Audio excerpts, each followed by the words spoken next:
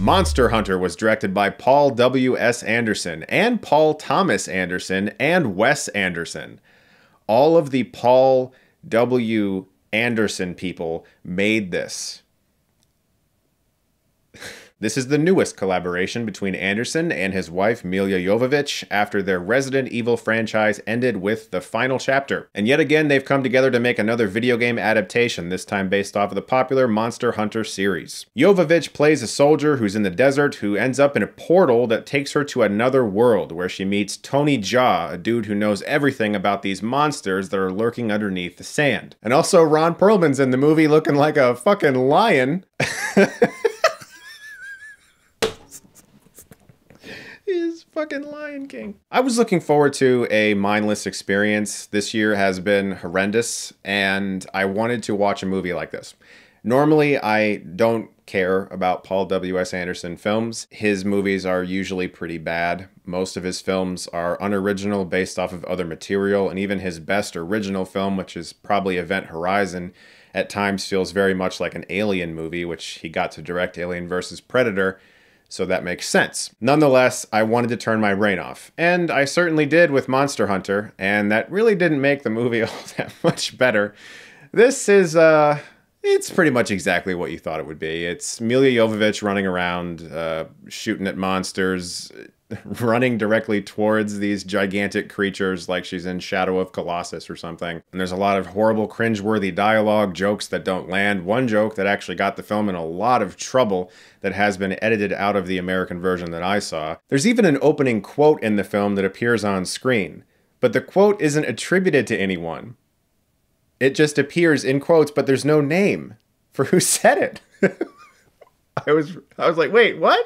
It was like one of those DVDs you see for like a really bad movie, and you can tell the studio wanted to in some way include a quote from somebody, but they couldn't find any good ones, so on the back they just put in big letters, "A thrilling thrill ride of intensity and white-knuckled tension," but there's no name, and you're like, shit, they just put that shit there to make you think it was good, but it's not. And when we're introduced to the location our heroes are in, they provide the longitude and latitude number in the bottom left-hand corner of the screen, which to my knowledge, they never do again.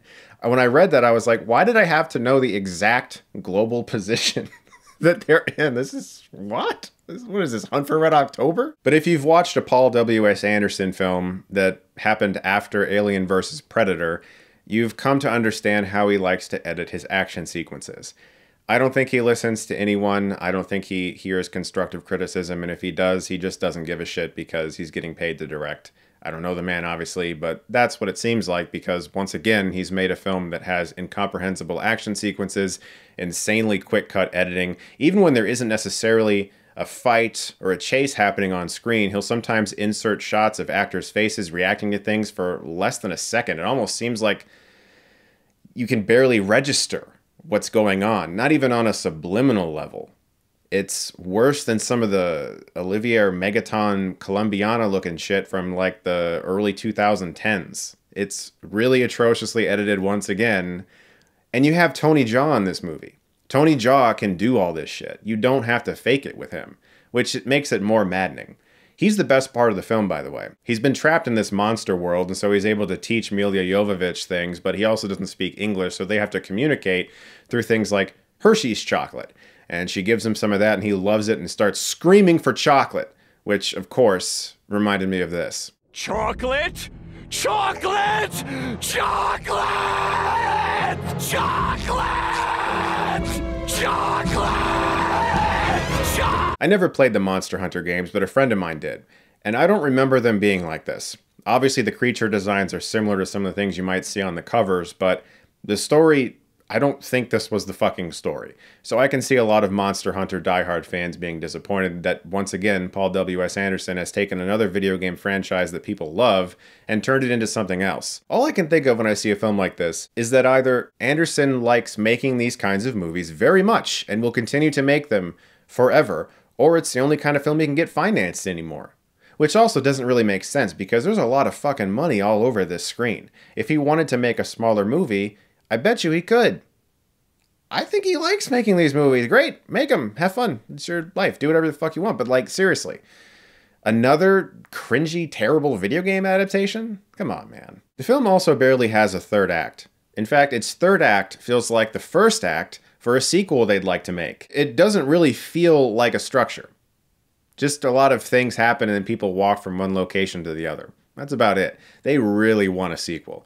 I mean, Amazing Spider-Man 2's ending was called to mind. The whole like, yeah, we're going to get a sequel and you really want to see this shit, don't you? And I was like, no, really. All that being said, I'm probably always going to like seeing Milla Jovovich kick ass. She's great at it. She's really fucking convincing in this movie, as she always is. She's a lot of fun to watch. I like her quite a bit. And like I said, I was looking forward to a brainless movie, and I watched it with a buddy of mine at home because I had the screener link, and we had a really good time. Just relaxing and kind of laughing at a lot of the terrible lines. So if you want to watch the movie from that perspective, you'll probably have a really good time. I'm going to give Monster Hunter a D+. It's exactly what I thought it was going to be, and it's probably going to be exactly what you think it's going to be, and if that's what you want, my God, man, just go watch it. You'll have a good time, but I can't help but notice so many of these things, especially the editing. I mean, it's so simple when you got somebody like Tony Jaa. Have you ever seen The Protector? That guy can do shit in a movie, and he can do it very convincingly. You do not have to mask that with horrific editing. This isn't Taken, where Liam Neeson needs 18 cuts to hop a fucking fence. This is Tony Jaa. He can do this shit. You don't have to fake it. It's crazy.